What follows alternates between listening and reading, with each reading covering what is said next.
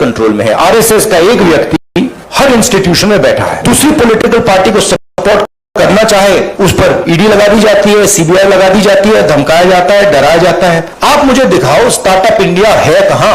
आज हिंदुस्तान में लोकतंत्र नहीं है।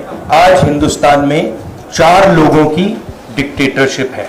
हम महंगाई के मुद्दे उठाना चाहते हैं, बेरोजगारी का मुद्दा उठाना चाहते हैं, जो समाज को बांटा जा रहा है उसके बारे में हम चर्चा करना चाहते हैं, यहां करना चाहते हैं, पार्लियामेंट हाउस में करना चाहते हैं।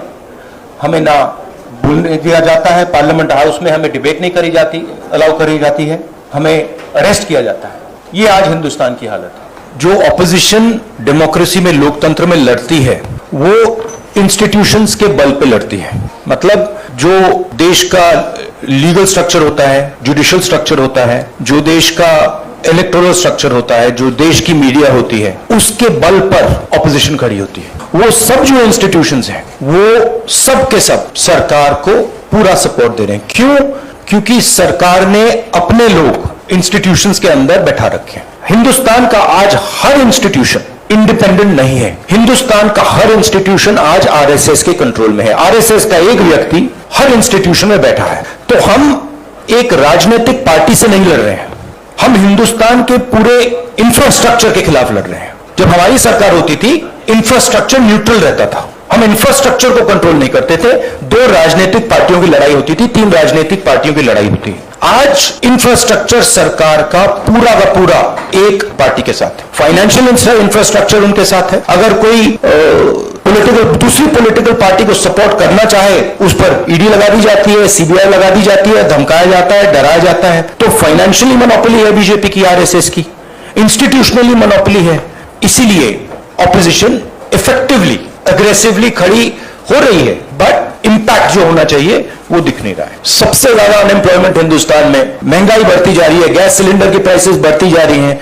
पता नहीं शायद मतलब फाइनेंस मिनिस्टर को मतलब ये आंकड़े दिख नहीं रहे हैं, या उनको बताया गया है कि बस बोलते जाइए, बट ये रियलिटी नहीं है। आप किसी भी कस्बे में चले जाइए, किसी भी गांव में चले जाइए, किसी भी शहर में चले जाइए, पूछिए महंगाई की क्या हालत है, आपको बताएंगे कि सबसे ज्यादा आज महंगाई है। तो देखिए रियलिटी एक है और परसेप्शन एक बनाया जाता है। ठीक है, कहते हैं स्टार्टअप इंडिया, ठीक है, पूरा ट्रांसफॉर्मेशन कर दिया। आप मुझे दिखाओ स्टार्टअप इंडिया है कहां? स्टार्टअप इंडिया लोगों को फायर कर रहा है, निकाल रही है स्टार्टअप्स, लोगों को सड़क पर फेंक रही है। कोविड में हिंदुस्तान में कोई नहीं मरा। हेल्थ मिनिस्टर आपको कहेंगे कि हिंदुस्तान का परफॉर्मेंस दुनिया के सब देशों से बेहतर था।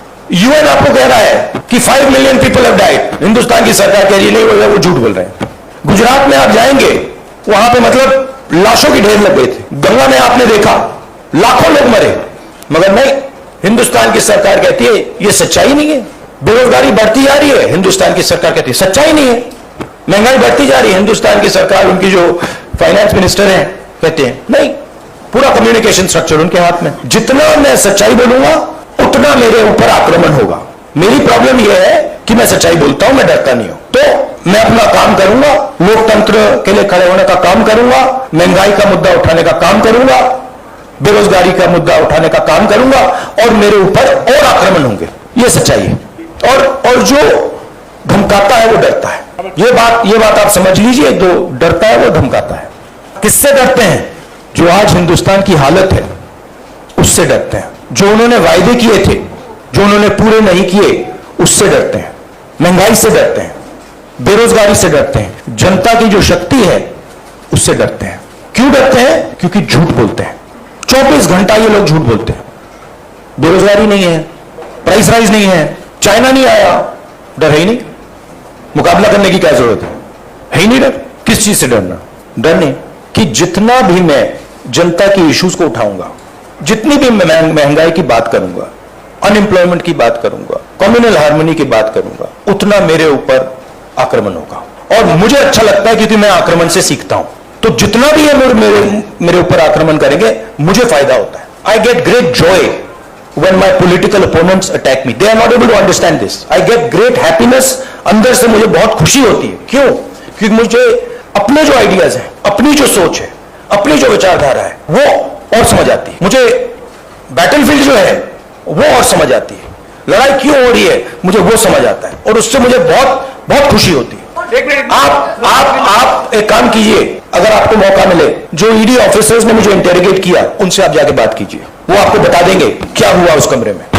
कांग्रेस पार्टी को नहीं, हिंदुस्तान में कोई भी व्यक्ति किसी भी पार्टी का, नॉन पॉलिटिकल, फिल्म स्टार, कोई भी अगर सरकार के खिलाफ कुछ बोलता है, उस पे हिंदुस्तान के सारे इंस्टीट्यूशन का वजन पड़ जाता है। ये कांग्रेस पार्टी की बात नहीं है। मैंने जो यहां शुरुआत की, और देश को शायद ये समझ नहीं आ रही है और आएगी बात, लोकतंत्र आज हिंदुस्तान में नहीं है, खत्म हो गया है। गांधी परिवार पे अटैक क्यों करते हैं? ये गांधी परिवार पे इसलिए अटैक करते हैं क्योंकि हम एक विचारधारा के लिए लड़ते हैं, और हमारे जैसे देश में करोड़ों लोग हैं।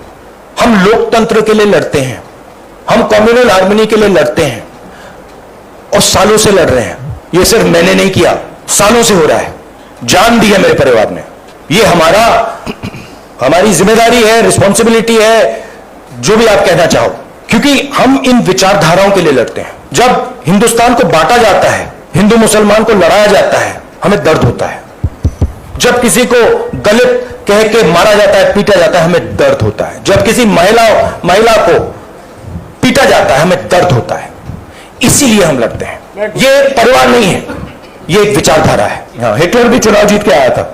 हाँ, हिटलर भी चुनाव जीत जाता था। हिटलर चुनाव कैसे जीतता था? हिटलर चुनाव ऐसे जीतता था कि जर्मनी के पूरे इंस्टीट्यूशंस उसके हाथ में थे। उसके पास एसए थी, पैरामिलिट्री फोर्स थी, उसके पास पूरा ढांचा था। मुझे पूरा का पूरा ढांचा दे दो, फिर मैं दिखाऊंगा आपको कैसे इलेक्शन जीता जाता है। You see, please understand. अब देखेंगे, हमारा काम विपक्ष का काम है। एक तरीका चलेगा नहीं चलेगा उसको हम टेस्ट करेंगे, दूसरा तरीका टेस्ट करेंगे, तीसरा तरीका टेस्ट करेंगे, मगर हम रेजिस्टेंस को नहीं छोड़ेंगे। जितना मैं सच्चाई बोलूंगा उतना मेरे ऊपर आक्रमण होगा। मेरी प्रॉब्लम यह है कि मैं सच्चाई बोलता हूं, मैं डरता